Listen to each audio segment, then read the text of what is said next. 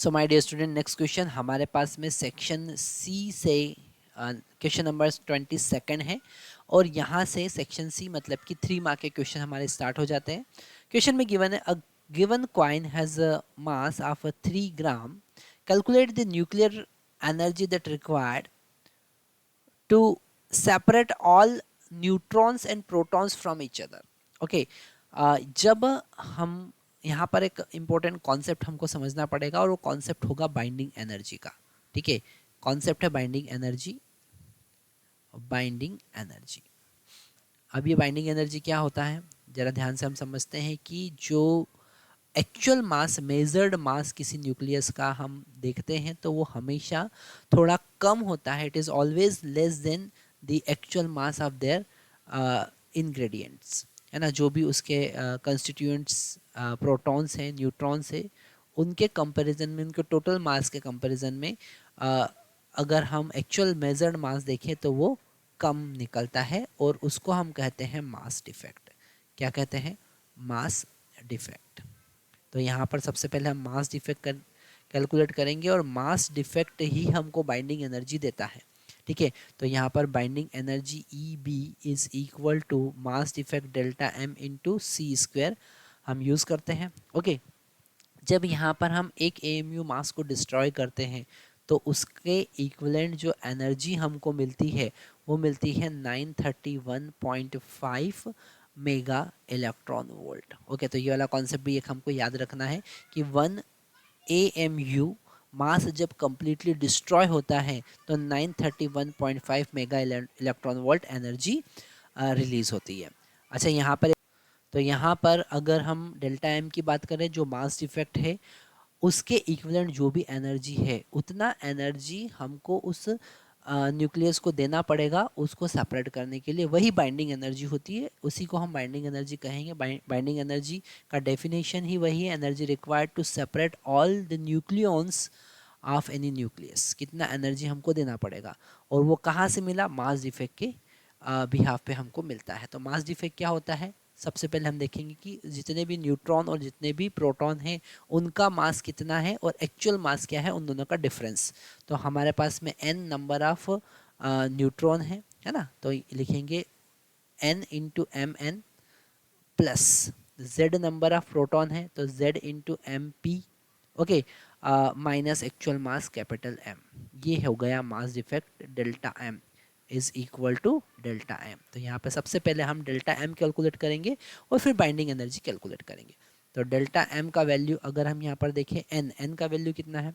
अब यहाँ पर हमारे पास में अगर हम कॉपर की बात करें तो कॉपर में हमारे पास में जो उसका एटॉमिक नंबर है वो है 29 और उसका मास नंबर जो है वो 63 है ना। मतलब A इज़ इक्वल टू 63 और ये होता है number of proton plus number of neutron के बराबर।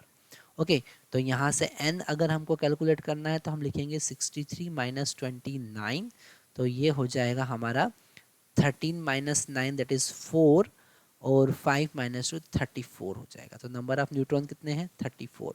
तो n का वैल्यू यहाँ पर लिखेंगे 34 और एक न्यूट्रॉन का जो मास यहाँ पर हमारे पास क्वेश्चन में गिवन है दैट इज़ 1.008665। ओके, यहाँ पर प्लस z का वैल्यू यहाँ पर 29 है।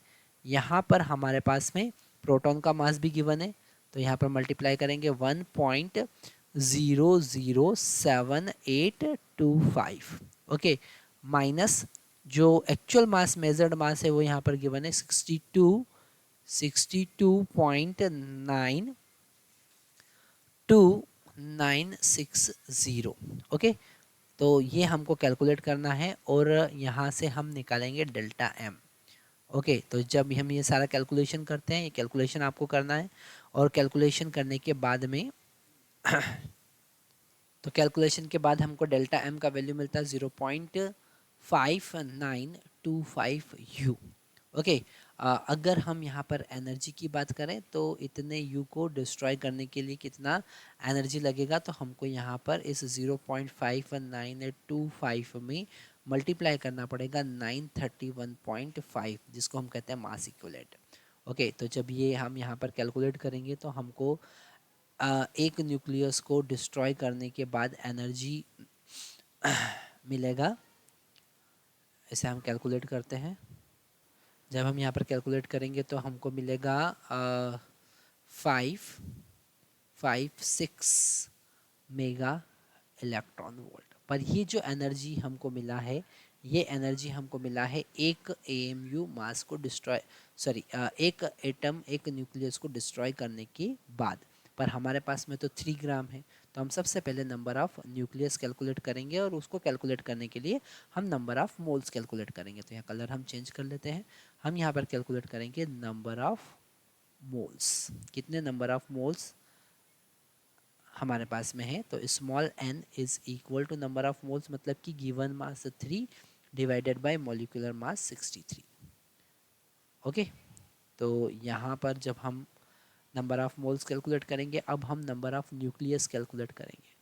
ठीक है, तो नंबर ऑफ न्यूक्लियस कैलकुलेट करने के लिए n में हम एवोगैड्रो नंबर का मल्टीप्लाई कर देंगे, मतलब कि 3 डिवाइडेड बाई 63 इंटू 6.02 इंटू 10⁻²2, है ना। और एक न्यूक्लियस से या एक एटम से हमको कितना एनर्जी रिलीज हो रहा है या रिक्वायर्ड है उसको डिस्ट्रॉय करने के लिए, तो इतने को कितना लगेगा।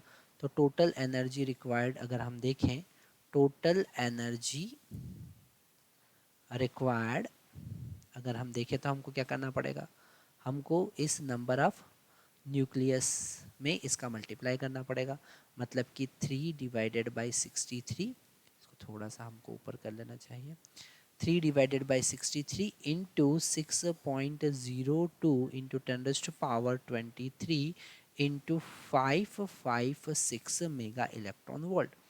तो जब ये हम सब कैलकुलेट करते हैं तो हमको यहाँ पर फाइनल आंसर मिलेगा 1.58 into 10⁻25 mega electron volt. Okay, तो फाइनल आंसर हमारा क्या होगा, फाइनल आंसर होगा हमारा पास 1.58 इंटू 10⁻24 मेगा इलेक्ट्रॉन वोल्ट। इतना एनर्जी लगेगा अगर हमको उसके ये 25 होगा। ओके, इतना एनर्जी लगेगा उसके मास को कम्प्लीटली उसके जितने भी इंग्रेडिएंट्स है, जितने भी न्यूक्लियॉन्स है, उनको सेपरेट करने के लिए। Thank you.